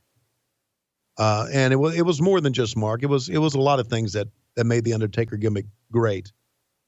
The bell ringing, the entrance, all of that made it work. And then I guess at one time they tried to make him a biker, didn't they? Yeah. And, I guess we should mention here that Sid is actually out here with a punctured lung. Or it was softball season, but it was definitely one of those. And that's the reason Mark is in here in his place. Yeah. And who's the bigger star now after it's all said and done? Not a bad power slam by Animal. You see lots of verbal cues here. You see Spivey yelling to Mark, come on. Right. And this is where it starts to get a little sloppier. They're not exactly sure what they're going to do. They double team him into the ropes and change their mind and then pick him up. He flips out. Here comes the clothesline. And then he just waves, come on, Hawk. What's the deal? And a double clothesline on the outside. Oh, my goodness.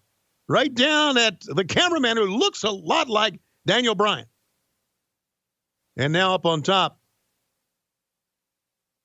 Here comes what should be the finish. And you're thinking this is the finish right here. Mark, even JR said he's got a chair. He doesn't have a chair. Not yet. He doesn't. Wait till I get up top. And now they're going to go for the DQ. How planned was that finish? I mean, you saw Teddy Long sprinting with that fucking chair to get in position. Right. He realized all of a sudden, oh shit, it's time to go home. Yeah. Just a bunch of green guys, really, if you think about it, in the formative years of their career. Teddy was too. Teddy had been a referee and now was being used as a as a mouthpiece or a manager. They're teasing the spike pile driver here on the chair, but they missed the chair fucking completely. But Spivey more than makes up for it when he picks up the chair and starts swinging for the fucking fences right on Hawk. Absolutely he does. Of course, you know, he makes sure a lot of the chair hits the mat, but you can't help but get a part of it on Hawk as well. Paul Ellering takes a bump, and now take a look at the chair. And here's what they sold, rightfully so. Yeah, look at the chair. The chair's bent. I thought hitting the mat to bend the chair was incredible. It looked real. Yep. And then the aftermath of the chair, what you're left with. I mean, as a kid, you couldn't tell me nothing. They just wore his ass out, and the trash comes into the ring, and we're going to commercial. Really an underrated match. I know that, you know, it's probably not going to win match of the year, but I really enjoyed that. I'm a big fan of watching the early Mark Callous stuff. And here we see a promo for Doom again against a green screen with the atom bomb behind it. And this is a monumental night for Doom. Doom's been around. Once upon a time, they were with Nancy, or a woman. Now they're with Teddy Long. An interesting situation for them is going to be coming. I guess they're not with Teddy Long here in this match, but no, they're still supposed to be with Woman, and the graphics will show that Doom with Woman are coming out, but Woman never arrives with them. So again, it's a little storyline here that they just kind of glossed over. I got to tell you, Tony, when you guys had the action figures for these guys, when you had a Butch Reed or a Ron Simmons action figure, I would have much rather have had them as Doom as a kid. I would have much rather have had the mask on. I mean, no disrespect to the great performer that Butch Reed was, but as a kid, I didn't want a damn Butch Reed action figure. I wanted Doom, and Doom to me was really cool with the black mask, and it's so simple, but it's so old school. I mean, there's no question as to who they are if you're a wrestling fan, which I found hilarious. Another one of these cool graphics pre-produced, with, all ham cubes and school board. What? Nothing. School, I ain't getting into that. He lives closer to me than he does to you, some bitch. School board on his way to the ring, ham cube following up. Still my favorite tag team as a kid. I just thought the Steiner Brothers act was just the absolute coolest act of all. Yeah. You know what else? I want to go back to Doom again. I thought Doom was much cooler than Butch Reed and Ron Simmons. I'm glad you said that. And their music I thought their music was tremendous. Now, you're not going to, if you rack this up and watch it again, you're not going to hear, with the exception of a little snip of the real Doom music, you're not going to hear the real Doom music. Now, you're hearing the real Doom music on our show today. I know you can't hear the music, but we have real Doom music on the show today. That's right. It was just really, really cool. And this is this is a title versus mask. So, Conrad, we're going to unmask Doom and find out who they really are. Yeah, because that 2 inches of cloth that covers their cheek is really throwing us off. Right. It really is. There you see the graphics, Doom with Woman. She ain't there. So once again, how do we let that happen? I feel like I should mention these blue tag team titles that you're seeing here with School Board and Ham Cube. Dave Milliken actually has those, and he occasionally will post a picture of them. They're the legit ring used ones, not like, replicas. He is at Dave Milliken on Twitter. If you'd like to see that, I'm sure he'll post some stuff once he hears this, but, this is a good match to me. And I know that, I guess I'm a mark for School Board and Ham Cube, but I enjoy this era of the Steiner brothers about as well as any tag team ever.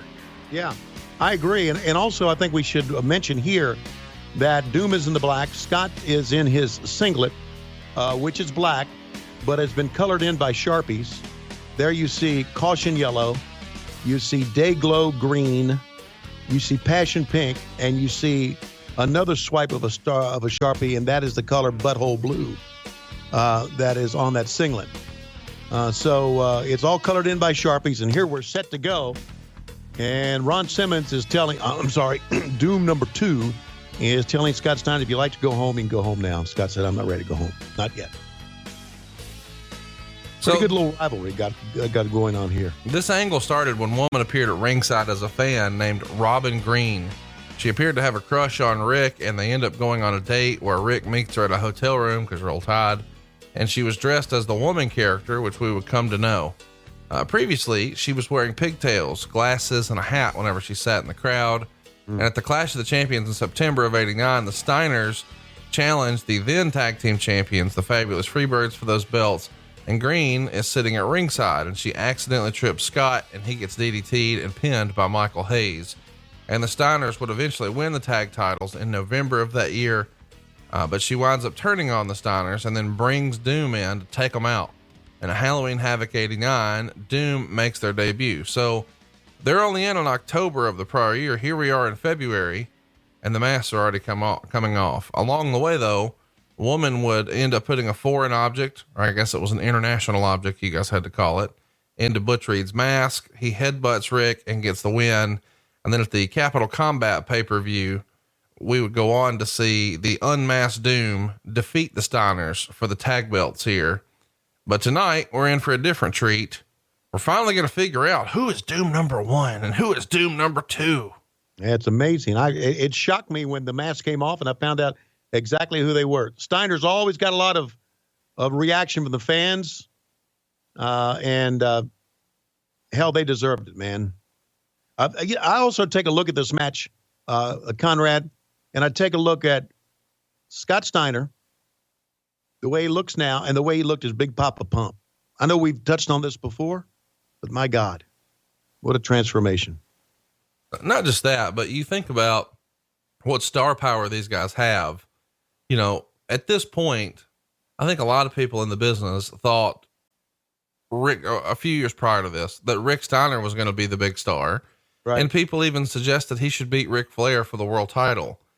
And then around this time, you see that no, now it's Scott Steiner. The tide's turned a little bit and people think that he can be the big single star, but he never wanted to stop tagging with his brother. So he never really pursued a singles run. But this era, Scott Steiner could have been the guy, to the point that Bruce Pritchard and Pat Patterson even pitched him coming in as a surprise and winning the Royal Rumble and having a title match at WrestleMania a few years after this, when they actually make their way over to the WWF. But again, Scott wants no part of it. He wants to be a tag team guy. And that's because and I'm not trying to put words in Scott's mouth, but here's my thought on that. Scott, until he became Big Papa Pump, until he had that gimmick, until he became that arrogant prick that Big Papa Pump was, Scott was not a very good talker up until then, as just Scott Steiner. He was not a good talker. And I don't think he had the confidence to be a singles competitor at that time. As we move along in his career and he becomes Big Papa Pump and he gets that gimmick and, holla if you hear me and my freaks and all that stuff. Prior to that, he could perform. He could do great things like the Frankensteiner and some drop kicks and was powerful. But that's where it stopped. And I always thought that to be a tremendous singles competitor, you had to be a good talker. And he wasn't. Now, Pat and Bruce in the WWE may have developed that for him. But I just don't think he had the confidence to do that right then. Am I wrong about saying that? Nope. Because I did a lot of Steiner interviews, and a lot of Steiner interviews we had to redo because they got mixed up in what they were saying. And it was just guys who could wrestle, but just did not, I don't know what we're doing here, did not talk. I don't know if they screwed up a spot here or what. Or maybe that's just Rick being an oddball. I actually like it. It's almost like he's portraying himself as a dog, and he's ready to attack. And so when a dog gets like that, yeah, I could see how you would approach it that way. I think one of the things I like so much about Doom, and I guess I'm just now putting this together as I'm watching it, is you remember in the 80s and I guess early 90s, but really the 80s, they had all those like straight to VHS ninja movies that were coming out seemingly every week that you could go to the video store and rent. Right. Doom looks like a couple of foot soldiers who work for the big boss in some ninja organization. Do they not? Yes, they do. And so like, I'm ready for them to like have swords and like 900 other ones come out. Yeah. And then somebody's like gonna command them, and they're going to march, in lines, and they're going to take over the world, and there's a nuclear bomb and they need $1 billion. And right. It's super old school, corny, campy 80s villain stuff. And I just dug it, man. It looked just like that to me. Yeah. And the boat taking off from the coast and going 2 miles out, and them taking a running start off the pier and jumping onto the boat. You got it. So you've seen this movie that we just made up. Yes, I have, going 2 miles out.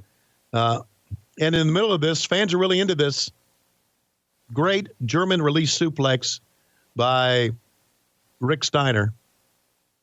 It's funny how when I watch this stuff back, such little things stand out so big to me, like the mat and the color of the ropes and the turnbuckles, one set being blue, another set being yellow. That's what I most closely associated WCW with at the time. I had the little toy wrestling ring. And, I think most kids listening that were my age had the action figures and all that. And this look is one that I miss. And I wish that some independent somewhere would do. And there you see a ruse on the foot of, Rick Steiner. I know you weren't privy to the financial deals a lot of times, but every now and again you'd go participate with something in the office and see something. What sort of compensation do you think there was for this ruse sponsorship for the company? I have a feeling the company got a pretty good chunk of money. I have a feeling the guys didn't get much on this. From a company standpoint, what do you think? Oh, I can't even guess. $50,000 per show. Okay. Per show. I thought you meant period. Yeah. Oh. 50,000 per show. Maybe. I'll tell you what though, you only need $24.99 over at lowestrules.com, and you can get a variety of awesome shirts. Probably the most popular is still Tommy Young. Am I right? Tommy Young is the most popular one. I've called a lot of people who got Tommy Young shirts, and a lot of them say, "Would you do me a Tommy Young on the phone?" And I start by saying, well, Conrad Thompson is the one that can really do Tommy Young, but I'll do my best. So I do Tommy Young. Conrad, why don't you give us Tommy Young? Well, I was going to say, let's do a Tommy Young off. Like I'll go and then you go, or you go, then I go. Okay. Tommy Young. Tommy Young. You come over here, you. You come over here. You jerk me off. Easy way or hard way, you choose. Easy way and hard way, also available at lowestrules.com. Hard to beat. Damn, I am good. Low key, big hog. Suckers gots to know. I broke Wahoo's leg, finger licking. Which finger licking is actually kind of cool right now because I don't know if you saw this, but Ric Flair just had the opportunity to portray Colonel Sanders at the Royal Rumble. Did you see that? No, I didn't watch the Royal Rumble. So at the Royal Rumble, they did a promo and they gave Ric Flair a KFC robe. So it's got pictures of the chicken and the buckets and the letters. And he came out in full Colonel Sanders garb, looking only as he can look. Oh my God. I'm going to have to check it out now. Yeah. I mean, it feels like something everybody should check out. You should check out lowestrules.com. Forearm. It's your official Royal Rumble shirt. Hashtag NFLTG, the Schiavone wedding, maybe the most appropriate shirt to talk about during this match. Conradized. Try the ham cubes. A little familiar font there that you may recognize. Yeah. Mm-hmm. And maybe the best shirt we've ever sold, because Tony Schiavone in every match he ever called the series of moves full arm drag and twist. Now, right. Was he saying drag and twist, or was he saying full arm dragon twist? You decide over at lowestrules.com. And when you pick up a shirt, he is going to call and personally thank you for doing so. So you're not just getting a shirt, you're getting an experience at lowestrules.com. Like to say, I'd like to add something that I've started to call internationally now. So if you've bought a shirt and you're from England, or you're from Berlin, Germany, or you're from Australia, New Zealand, I eventually will call you. You're going to say, wow, it's taking him a year, but I just started calling internationally. I talked to Spencer and Ashley, both from the UK this past week. Spencer told me something that I really appreciate, that we make him smile each and every Monday. We bring a smile to his face. We entertain him, make him laugh when he's had maybe a down year. I appreciate that. It means a lot. So love to call you, love to talk to you. Buy a shirt and we'll talk. And now on the outside, we see Doom number 2. Still not so sure who that is. as they roll Scott Steiner in. One of the fun things I appreciate in wrestling from this era, before I guess everybody got on board with it's just a television product, is the way the heels are really playing with the crowd too. And you see Ron Simmons getting them riled up, and to see fans really buying into it and jaw jacking with the heels, it added a lot of believability and a lot of hype to the match. Yeah, there's no question. And now in today's society, there's I don't know if you saw if the fan go on the court and get in Russell Westbrook's face and he pushed him, and just things have changed today. Society has changed. We're talking about 28 years ago. And of course, now you take a look at what the fans do in the WWE. They're almost a part of the show now. But back then, it was legitimate heat back then. And now the fans are into the Steiners coming back. Scotty's done a good job of selling here, making the hot tag. Rick is holding on to that ring rope, or holding on to the turnbuckle, and the tag is made. And here's the hot tag, Conrad, because the fans are buying into it. Clothesline. How many of those have we seen tonight? A lot. Oh, yeah. And the Steiner power slam. That should be the finish. And now all four men, well, actually, three will go at it. He's going for the mask. Conrad, who is it? Who's it going to be? I think it's Bob Barker. No, wait a minute. Is that top of the head, reaching for the mask.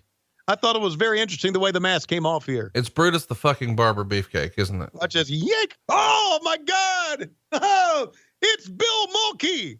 It's the Mulkey brothers. My God. They've really pumped up, and they've been in the tanning bed. Holy shit. That means the other one's Randy Mulkey. Here's a roll up. And Rick Steiner has the Doom mask on. 1, 2, 3.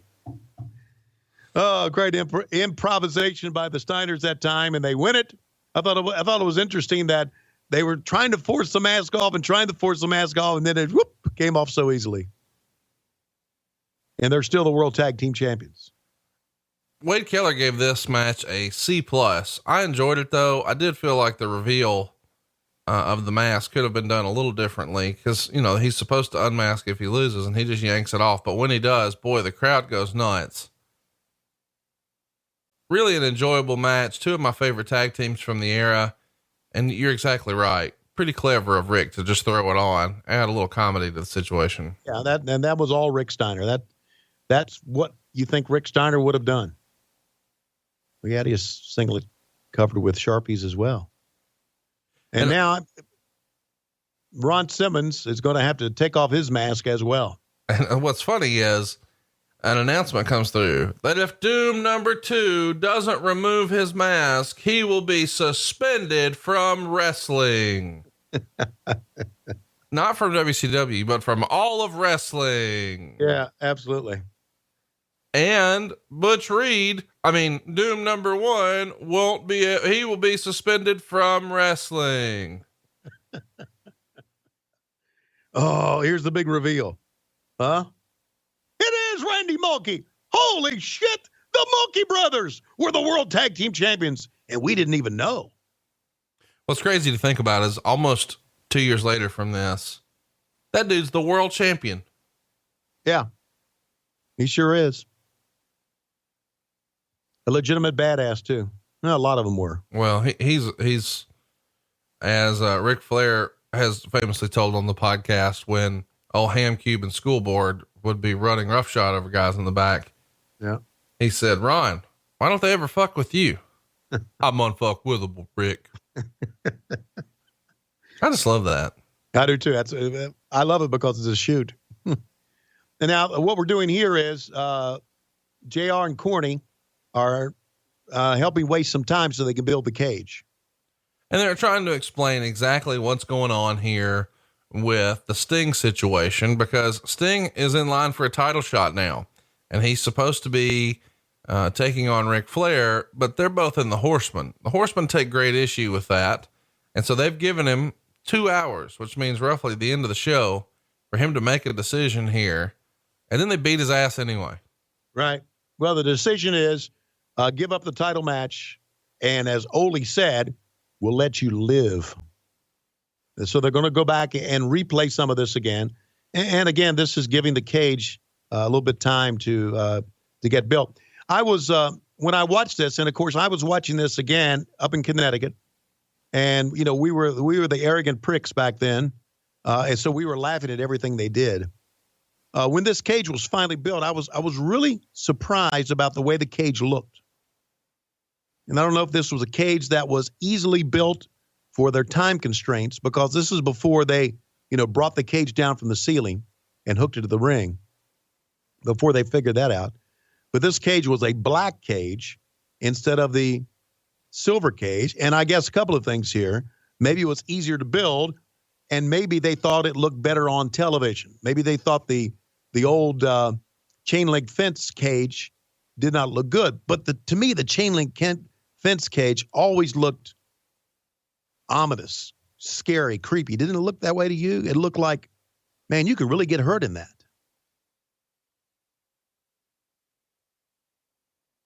You could really get hurt in that. Hello, are you awake? I'm here. Oh, shit. But didn't you think the cage was like that? It's a fucking chicken wire piece of shit, man. No, it was not a chicken wire piece of shit.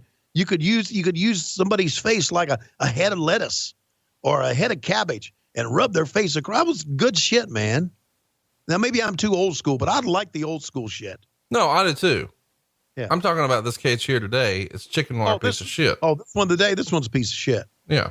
Absolutely piece of shit. I like the old school War Games cages the best. Yeah. I didn't hate the big blue one when I was a kid, but now as an adult, I can see why that sucks. And I can see why this one sucks, but you want to be able to get your camera angles in there. So I'm sure this is more TV friendly. And instead of the big video package treatment here, we just get a stand up with Gordon Soley and another very serious promo from Ole Anderson. And Ric Flair's wearing one of my favorite robes he ever wore. I don't know where that is, but if you know, send me a tweet at hey, it's Conrad. It's his green peacock robe. Clearly one of my all-time favorites.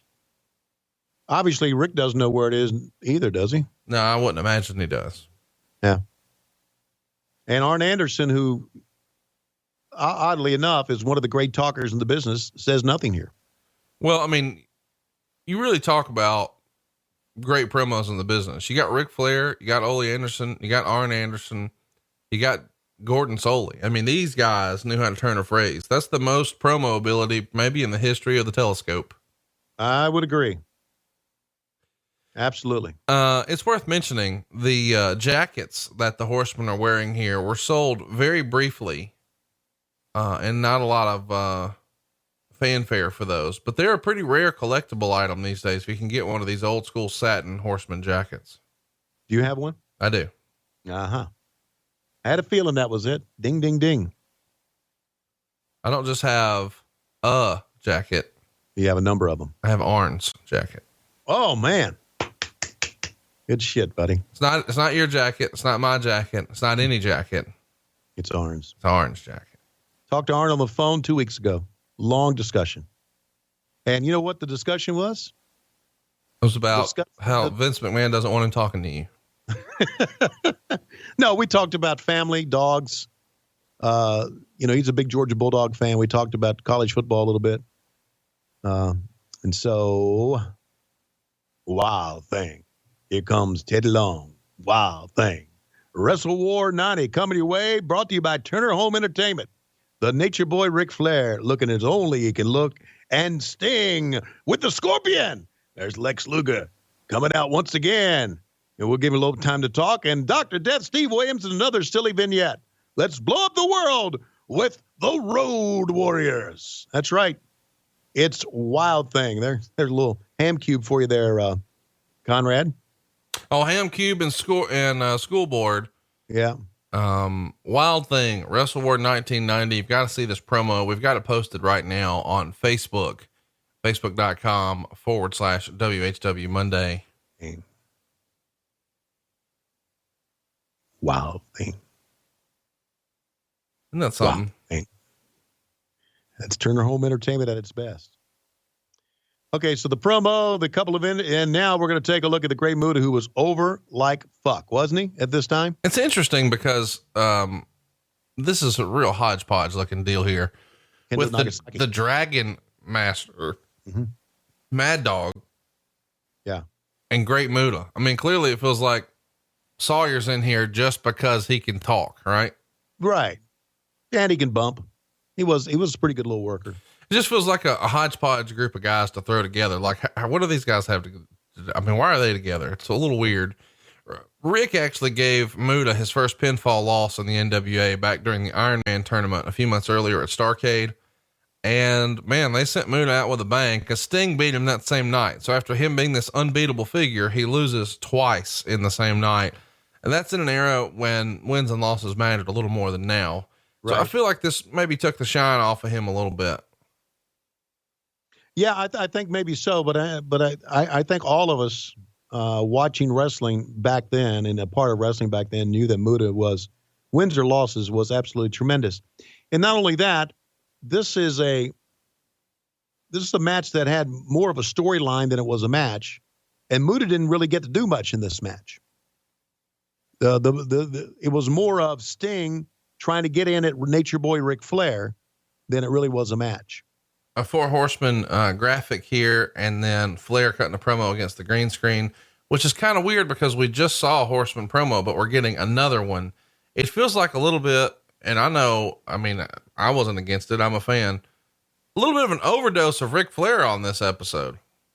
Yeah. It's back in the era where no one took a step back after they formatted the show, took a step back and said, should we do this? Show was formatted and we did it. Or they did it.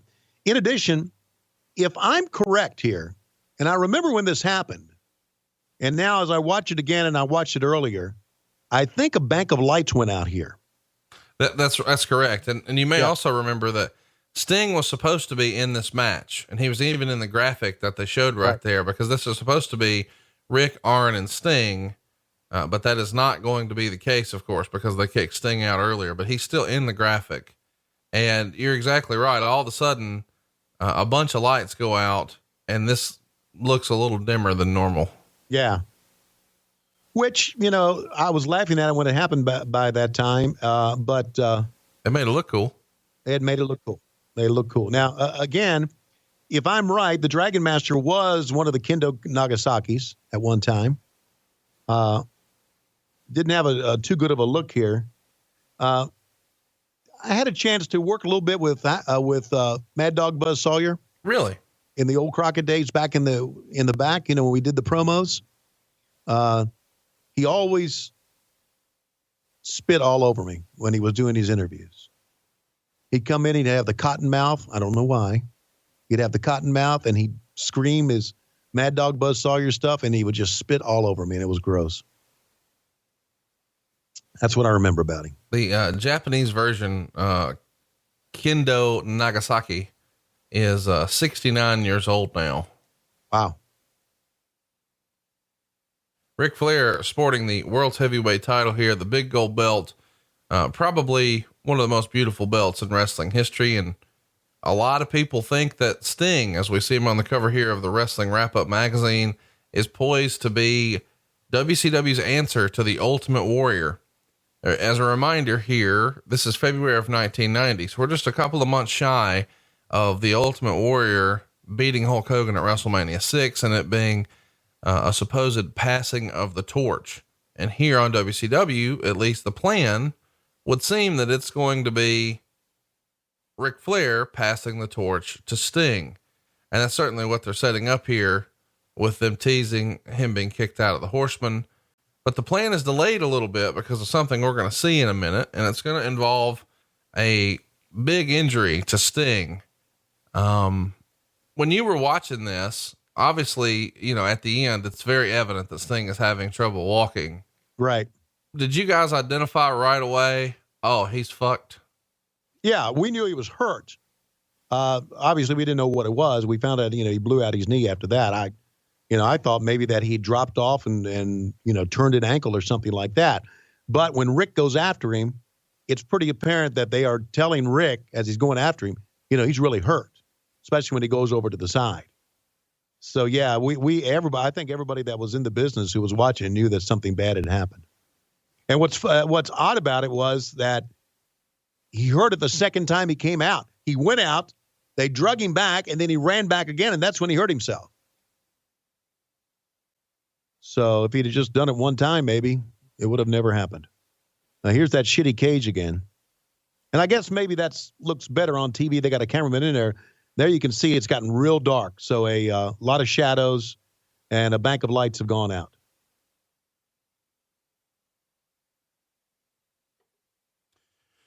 Oh my gosh. WCW here is, I know we've talked about it a lot and you like to poke fun at WCW 1990, but I really enjoy WCW in 89 and 1990. I think it's good stuff. Well, it is markedly different than the WWE. Right. It really is. It's an alternate. It's an alternative, I should say. So if you thought the WWE was too childish with the cartoons and Hulk Hogan and saying your prayers and taking your vitamins, this was a legitimate sport. At least it was portrayed that way, and they tried to be different. And I think that's why WCW was good. As we moved on years and years later, and I've said this many times, and I don't know if you agree with it out there. I don't really care. I really know I'm right on this. We became a bastardized version of the WWE. We became WWE light. And why would you watch us when you could watch the WWE? So, if we just stayed the course, we would probably, instead of going out of business in 2001, would have probably gone out of business in 2002. Who knows? There's the lights go out. Look at that. They're wrestling in the dark. Now we finally see Muta come in, and the fans are really reacting to Muta. Muta is so over it. Do you think it's the face paint, the mist? What was it about Muta that just captivated American fans? Well, I think because the motherfucker could do some spectacular stuff like this handspring he's getting ready to do. That was tremendous. We've seen handsprings that don't look good. That always looked good. And of course, he was mysterious. He had a great look about him. That's it. That's about all you can see of Muta. Here comes Sting, wants to get the Ric Flair. Doug Dillinger pulling on him. Chief Wahoo McDaniel. How about that? A Wahoo McDaniel sighting. God bless him. He was an agent back then. And here comes my buddy Tom Zink in. They're trying to get Sting down. Flair reaching, hammering Sting. Zink pulling on him, trying to stay away. They're going to kill you. And now the security, Wahoo McDaniel, Doug Dillinger pulling him back. Everything's okay right now, fans. Meanwhile, in the ring, Mad Dog Bud Sawyer and Arn Anderson going at it. It's when he comes back again that Sting gets hurt. But again, right now, Conrad, the match is secondary to the angle. Right. It's all about the angle here. And there's nothing wrong with it. It's pretty cool. Pretty good little storyline here. Wow. The ratings for this match go through the roof. They get a 5.9 during the match, which is almost 4 million homes. And Cornette would say that Doug Dillinger, who, as we know, is a former Charlotte police officer, and I guess at one time, did he run camera for Crockett? Yeah, he did. He was the head of security, of course, here. And he grabbed Sting, and Cornette would say, Doug didn't know it was a work. And when he pulls Sting down for real, when Sting lands, he tears his ACL. I don't think that's exactly the way it happened, but that's at least the way Cornette recollects it. And Rick doesn't know that Sting's been hurt. The plan was for this to look a little different than what we're going to see in a minute. Right. But when Sting falls, he tears his patella tendon. And so he's walking up the ramp limping, but Rick thinks he's just working. So he's going to run and tackle him wide open. Right. And you see Brian Pillman and others trying to smarten him up, and Sting is saying, Rick, my leg's broken. Please get off of me. Yeah. And it's not his fault. Of course, he doesn't know.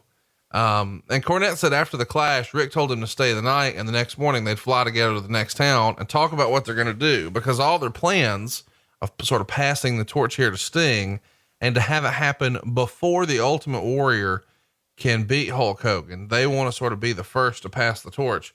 All that's out the window. And Jim said, Rick said something like, unless one of us can squat down and shit a new babyface superstar, we're switching to Lex Luger. So you never know, right? In the wrestling business, if it's going to be your turn or not, and what can happen. Now, Sting had hurt his leg now, dropping down for the second time, try to get back to the match, and everybody's outside. Wow, Arn Anderson with a great DDT and covering the Dragon Master for the 1, 2, 3. And now Flair is going to take off for Sting here. Open up the cage, and Flair is going to sprint like he talked about, trying to get to Sting. And now everybody but Flair knows that Sting is really hurt. Wow. Man, that was tremendous. Had Sting not been hurt there, that would have been a tremendous pull apart to go off the air with.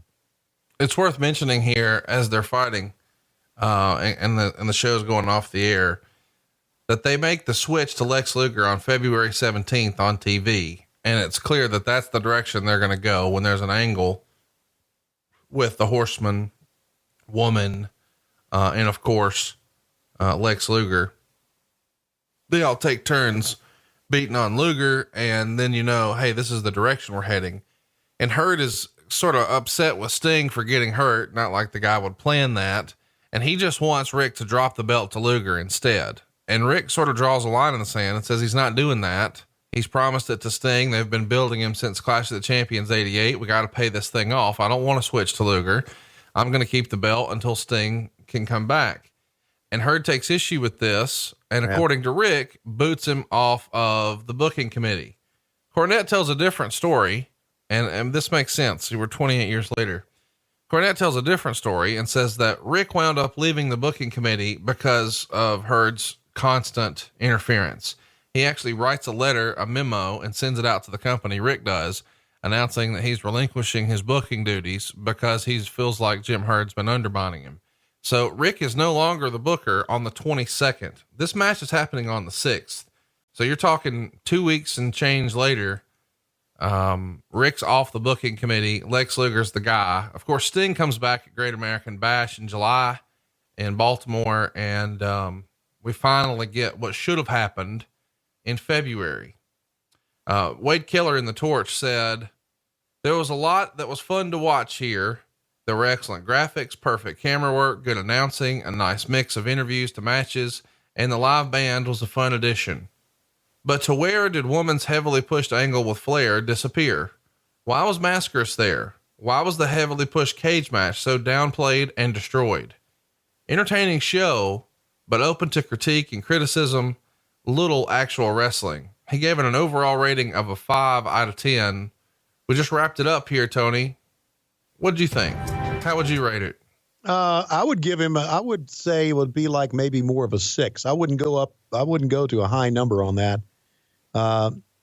We know why Mil Mascaras was there, because they wanted to, for the Hispanic fans, I guess the fans from Mexico. I think we know that.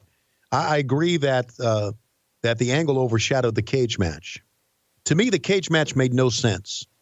Why have a cage match? And maybe there were angles building up to that I didn't see. But, to me, a cage match is the blow off of an angle. To me, the cage match was just an aside to what the real angle was. We talked about that. So I would give it a 6. Let's run through some questions on Twitter. These came in to us, twitter.com/WHW Monday or Facebook.com/WHW Monday. If you've got questions for next week's White Castle of Fear, Super Brawl 3, you can ask those questions on either Facebook or Twitter. Tony, I've got a handful here. We're going to rapid fire them. Are you ready? Let's go, buddy. John wants to know, is it true that they used to call Tony Old Tony Two Tits? No, it's not. Thomas wants to know, are there any good stories on Buzz Sawyer? This guy seemed legit crazy on and off camera. Well, I think I talked about that during the promos in the back, he used to have a cotton mouth and spit all over me. He smelled really bad. He would come into his promos. He hadn't showered, and then he spit all over me. It was really gross.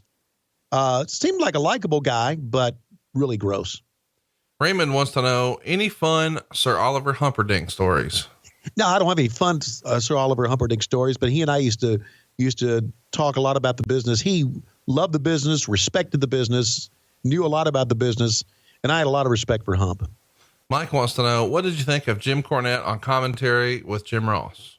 I thought they're very good. And I thought they're very good because I like both of them. It just seemed to me at times that the Cornette had written down, and he probably did this, but he was good at it, had written down a lot of those one-liners that he would use and just kind of marked them off. Have you ever hung out with Mil Mascaras? I've not hung out with him. I've only been into Mexico twice. Kurt wants to know, why did Tony want to come back to this shit show? Yeah, that's the question, right? I talked to Lois about that recently. And we were being serious, and I told Lois, I said, do you realize how different our lives would be had I not made that decision to come back to WW or WCW? And she thought about it. She says, there's no way we could have lived in Connecticut any longer. We could not afford to live in Connecticut any longer. And, Vince had helped you out a great deal with a lot of things, moving you up here. And we're very nice to the family, and we really appreciate it. But there would have been no way we could have lived in Connecticut any longer. And I think about it back, and maybe she's right. Sometimes you got to make that decision to do what's right for your family in the face of knowing that it's not good for your career. Now, she says that, hey, you've had a good career. I guess I have in many ways. But it's still the biggest crossroads of my life when I go back and think about that. Had I looked at it just on the basis of WWF versus WCW, I never would have made the move. But yeah, I went back to a bunch of shit. And as I mentioned, I sat in my family room at home and cried a lot. Cried. Boo-hoo crying. I don't know where to go from here. Does that make you sad? Mark wants to know, did Vince ever mention that he wanted Sting or Luger around this time? No, not to me. John wants to know, did Tony have many interactions with Gary Hart? And if so, what was he like? Gary Hart, my interaction with Gary Hart were back in the early 80s when he was the manager of Kevin Sullivan and Mark Lewin. And I always thought Kevin had a great mind, or Gary had a great mind for the business. Our interaction wasn't that much, with the exception of some pleasantries when I was holding the microphone. Keep in mind, guys, that, and this is a shoot, when we had those interview days where we did local promos for the Crockett's, I stood in front of the cameras with a microphone all day. All day. The guys were in the back. We had a little bit of interaction back and forth, but every interaction I had with the guys were after we'd say 3, 2, 1, clear, and then they would say something to me as they walk off. So I didn't have much interaction with Gary Hart, but I had a lot of respect for him. This is a fun one for me. Okay. Did the WWF have any interest in Great Muta? I mean, that's part one, I guess. You could answer that one. This is from Travis McDonald. Yeah, of course they did. Big interest in him. Do you remember any conversations you had with guys up there about maybe trying to bring Muta in? Well, I have a feeling I didn't have any conversation about bringing him in, but I just know by talking with Vince and hearing Pat talk and hearing Bruce talk when we would travel, how much they liked what he was doing. As far as any inner workings about trying to go at him, if they talked about it, they made sure they didn't include me in those conversations. I wasn't up there long enough to be with the inner. I was in kind of the inner circle, but not what I call the inner circle. Mm-hmm. In other words, I didn't get invited to Vince's house, to Format TV, or things like that. Did you ever see Klondike Bill spray mist? No, but I heard he did a lot. James wants to know, when you went to the WWF, did you keep in touch with Rick or anyone else to see how WCW was doing? No, did not. Douglas wants to know, in Tony's opinion, who was the true nicest guy in wrestling, Bobby Eaton or Mick Foley? Wow. I have choices there, Bobby Eaton or Mick Foley. Mm-hmm. Jesus. I can't go to the third one. Sure. Well, to me, the nicest guy in wrestling is always Arn Anderson. So Kevin wants to know, what'd you think of the endless list of accolades for Lex Luger? I thought they were all based on look and not on work rate nor being able to talk. Kenny wants to know about the lighting and the way it changed from when you were here for Jim Crockett Promotions versus what it looks like now. when we're watching WCW. Did you prefer the old Jim Crockett look or this look? The 1990s look? Yep. Well, I think I preferred the old Jim Crockett look, and that's just because of my infinity towards the Crockett's. But I'll say this. I think that the lighting did not look as good based on one thing, and that is the ring mat. It was dark blue. It absorbed the lighting, didn't reflect the lighting. Vince's mats were whiter, were brighter. And that's a small thing, but I think the color of the mat, if it's a bright white color or a light color, makes everything pop. When I came to WCW from the WWE, I was told by Jim Hurd and Jim Barnett that I would be the executive producer of syndicated wrestling worldwide, NWA Pro. And I would be in charge of the look, how the show would look. It would all be my decision how the show would look. And I thought, based on the year that I had spent in WWE and how I had learned so much from Kevin Dunn, Kerwin Selfies, Vince McMahon, Bruce Pritchard, about how TV should look, I thought I would have I would be in charge. I quickly found out that I was no more in charge than a man in the fucking moon. That there were too many people had their hand in it.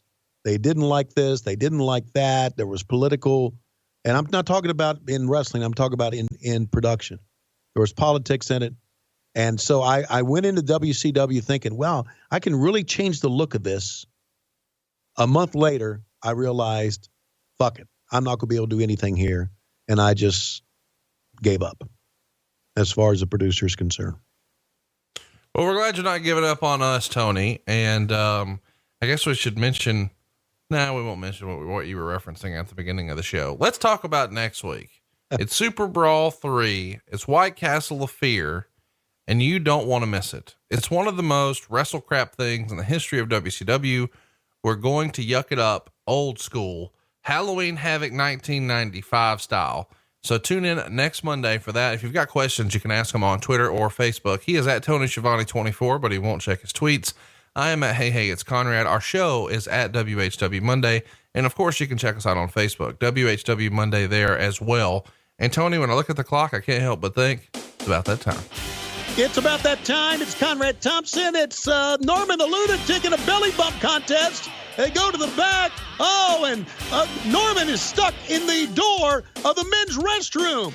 He's stuck in the door of the men's restroom. Conrad, with a head of steam, knocks him to the door, into the commode. Conrad sits on his face for a 1, 2, 3. The winner of the Bessemer Belly Bump Contest, Conrad Thompson.